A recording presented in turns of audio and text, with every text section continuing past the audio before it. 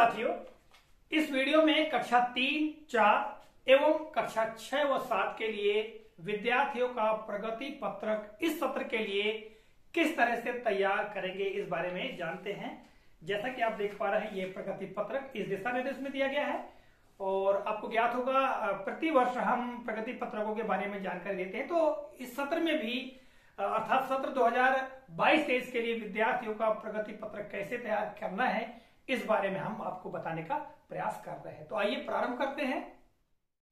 साथियों, यहाँ पर आप देख पा रहे हैं प्रिंटेड प्रगति पत्रक जो कि शिक्षा सत्र 2022-23 के लिए हैं। ये प्राथमिक के लिए और ये पूर्व माध्यमिक के लिए, अर्थात एक कक्षा 3 और 4 के लिए और ये कक्षा 6 व 7 के लिए है। इन दोनों प्रगति पत्रकों में जो प्रविष्टियां होना है उसके बारे में बारी बारी से हम समझते हैं। जैसा कि आपको ज्ञात है, पूर्व में राज्य शिक्षा केंद्र के द्वारा पत्र जारी किया गया था और इस पत्र में कक्षा 1 से 4 एवं कक्षा 6 व 7 के मूल्यांकन से संबंधित महत्वपूर्ण निर्देश दिए गए हैं। इसी निर्देश में यहाँ पर जो प्रगति पत्रक है उसका नमूना दिया गया है और इसी नमूने को हम इस प्रिंटेड प्रगति पत्रक के माध्यम से समझेंगे। ये है प्राथमिक के लिए और इसके बाद ये माध्यमिक के लिए दिया गया है। ठीक है, तो इन दोनों के बारे में हम समझते हैं। जैसा कि आप देख पा रहे हैं, यह प्रगति पत्रक ये है प्राथमिक कक्षाओं के लिए, यानी कक्षा 3 और 4 के लिए है। यहाँ सबसे ऊपर हम देखेंगे तो शिक्षा सत्र पहले से ही प्रिंटेड है 2022-23। यहाँ विद्यार्थी की पासपोर्ट साइज की फोटो चस्पा की जाएगी। यहाँ पर विद्यालय का डाइस कोड आ जाएगा, यहाँ शाला का नाम, विकास खंड व जिला का नाम, जो अंक सूची है या विद्यार्थी जो सरल क्रमांक है यहाँ आ जाएगा। ठीक है, और यहाँ विद्यार्थी का अनुक्रमांक, ये बहुत ही महत्वपूर्ण चीज है, विद्यार्थी का अनुक्रमांक। फिर विद्यार्थी का कक्षा और वर्ग, ठीक, यानी कौन सी कक्षा में पढ़ता है उसका वर्ग क्या है। यदि वर्ग नहीं है तो केवल कक्षा ही लिख देंगे। फिर प्रवेश पंजी क्रमांक अर्थात विद्यार्थी का दाखिल खारिज नंबर या स्कॉलर क्रमांक यहाँ पर अंकित कर दिया जाएगा। साथियों, मेरा सुझाव ये है कि अनुक्रमांक और ये प्रवेश पंजी क्रमांक जो है, जो भी क्रमांक इसमें भरना है तो उसको हम यदि लाल स्याही के पेन से भर दिए, यानी रेड इंक से भर दिए तो ज्यादा अच्छा होगा। इसके पश्चात विद्यार्थी का नाम यहाँ पर आ जाएगा। इसके पश्चात विद्यार्थी की समग्र आईडी यहाँ पर आ जाएगी। फिर विद्यार्थी का आधार नंबर यहाँ आ जाएगा। फिर यहाँ पर माता का नाम, इस तरह पिता का नाम। यहाँ पर पारिवारिक मेल आईडी नंबर, यानी यदि मेल आईडी है, ठीक है, तो उसको भर देंगे यहाँ पर। ठीक है, और यहाँ पर बैंक खाता क्रमांक आ जाएगा। विद्यार्थी का बैंक खाता क्रमांक है तो यहाँ पर, और IFSC कोड। इसके बाद बैंक का व शाखा का नाम यहाँ पर आ जाएगा। विद्यार्थी की जन्म तिथि बहुत ही सतर्कतापूर्ण ढंग से भरना है, किसी तरह के काट छाट न हो। ठीक है, तो यहाँ पर दिन आ जाएगा। ठीक है, यहाँ पर माह और यहाँ पर वर्ष।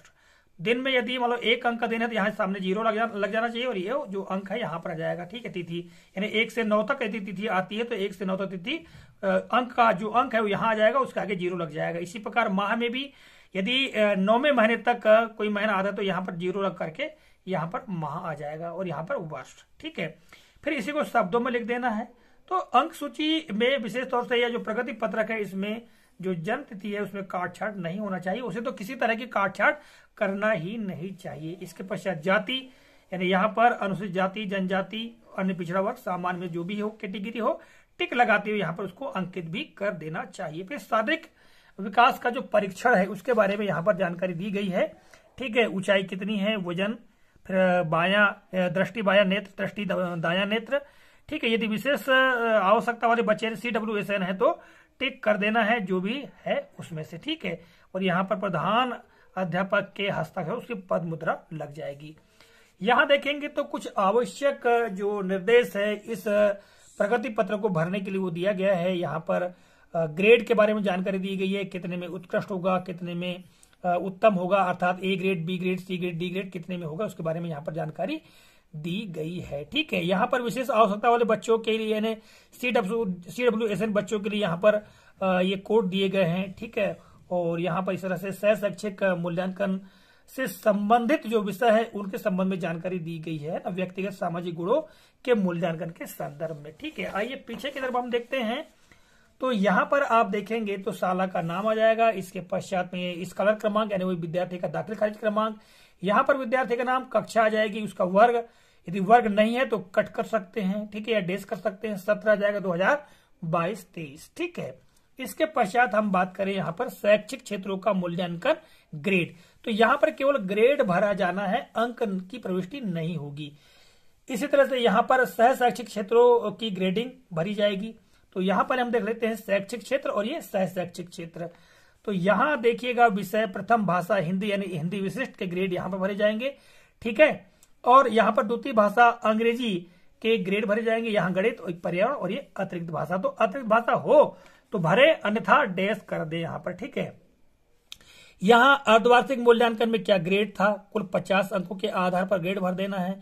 यहाँ वार्षिक मूल्यांकन ग्रेड भरना है। प्रोजेक्ट कार्य जो 40 अंक का होगा उसमें कितने जो ग्रेड प्राप्त होगा उस ग्रेड को भरना है, और लिखित मूल्यांकन में जो ग्रेड प्राप्त होगा उसे यहाँ भरना है। तो इस तरह से कुल 100 अंकों का जो ग्रेड है यहाँ भरना है, ठीक है।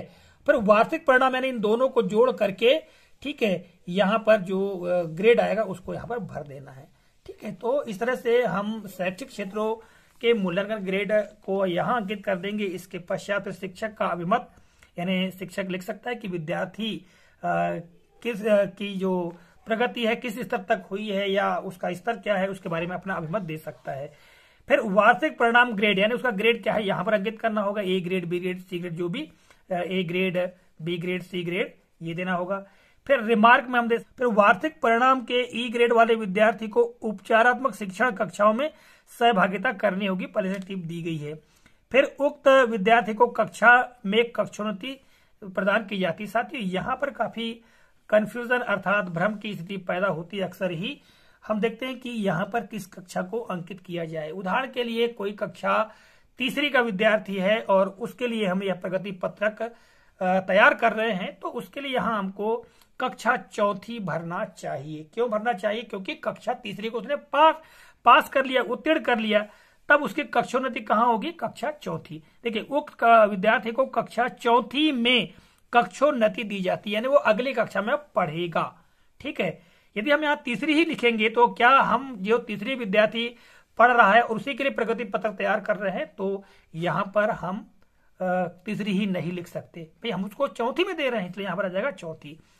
फिर यहाँ नीचे कक्षा अध्यापक के हस्ताक्षर, यहाँ पर प्रधानाध्यापक के हस्ताक्षर, उनकी पद मुद्रा आ जाएगी। यहाँ हम देखेंगे तो सह शैक्षिक क्षेत्रों के ग्रेड भरेंगे। साहित्यिक, सांस्कृतिक, वैज्ञानिक, सृजनात्मक, खेलकूद, योग, स्काउट गाइड, रेड क्रॉस, है ना, जो भी ग्रेड प्राप्त हुआ है वो, जैसा कि हमने मूल्यांकन पंजी तैयार किया होगा, उस मूल्यांकन पंजी में निश्चित तौर से ये ग्रेड जो हैं वो दिए हैं, तो उसी ग्रेड को हमको यहाँ पर भरना है। इसी प्रकार व्यक्तिगत और सामाजिक गुणों का मूल्यांकन के अंतर्गत नियमितता, समयबद्धता, स्वच्छता, अनुशासन, कर्तव्यनिष्ठा, सहयोग की भावना, पर्यावरण के प्रति संवेदनशीलता, नेतृत्व की क्षमता, सत्यवादिता, ईमानदारी, अभिवृत्ति।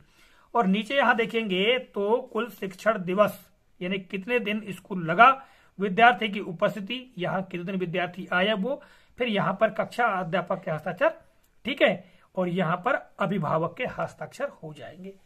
तो इस तरह से ये प्रगति पत्रक है और राज्य शिक्षा केंद्र के द्वारा जो जारी दिशा निर्देश है उस दिशा निर्देश में भी सेम यही जानकारी दी गई है जो कि हमने इस प्रिंटेड जो प्रगति पत्रक में हमने बताने का प्रयास किया। यहाँ माध्यमिक की हम बात करें तो माध्यमिक में भी वही प्रविष्टियां हैं जो प्राथमिक के प्रगति पत्रक में है। प्रारंभ में वही प्रविष्टियां करेंगे जो प्राथमिक में करेंगे। तो यहाँ पर कक्षा वर्ग पर बदल जाएगा, ठीक है, इन्हें कक्षा 6 या कक्षा 7 आ जाएगा, ठीक है। बाकी तो वही प्रविष्टियां जो हमने बताया, यहाँ वही निर्देश दिए गए हैं जो इस प्रगति पत्रक में निर्देश दिए गए हैं। पीछे हम बात करें तो यहाँ केवल विषय कम ज्यादा हुए हैं। प्रथम भाषा हिंदी, द्वितीय भाषा अंग्रेजी, तृतीय भाषा संस्कृत, फिर गणित, विज्ञान और सामाजिक विज्ञान। ग्रेड भर देना है, बाकी सेम टू सेम वही जानकारियां हैं, सब कुछ वही दिया गया है, ठीक है। तो इस प्रगति पत्रक को भरने में कहीं कोई भ्रम की स्थिति बिल्कुल नहीं है, न ही कोई कठिनाई है। यदि आपके मन में इसके बावजूद भी कोई प्रश्न उठ रहा हो तो आप इस वीडियो के कमेंट बॉक्स में कमेंट कर सकते हैं। तो साथियों, इस तरह से यह महत्वपूर्ण जानकारी आप तक हमने इस वीडियो के माध्यम से प्रेषित की है। आशा करते हैं जानकारी उपयोगी लगी होगी। मिलेंगे अगले कालखंड में इसी तरह के किसी नए प्रकरण, नई जानकारी को लेकर। तब तक के लिए जय हिंद।